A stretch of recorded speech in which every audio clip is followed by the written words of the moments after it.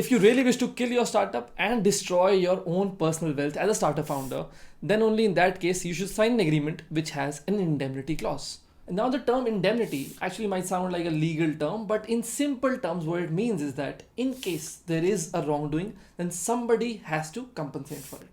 Which simply means that indemnity by itself is not really something wrong.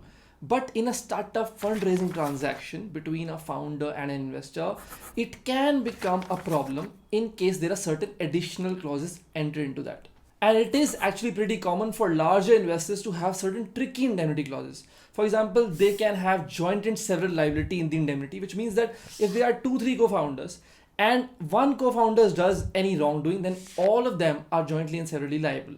Also, such clauses generally also have an unlimited liability for an indemnity, which means that there is no cap, which means that if some co-founder did something else, then the other co-founders can be held liable. And not just that, they can be held liable for unlimited liability, which means that there is absolutely no cap as to how much money they have to pay in compensation. And that is why it is highly recommended for you to seek legal advice before entering into any agreement with your investors. You should be in a position where you understand every single clause of the agreement and the risks associated with it. So that was the legal insight for this video. If you liked it, consider following, because you will see a lot more legal insights going to be delivered by me in the future.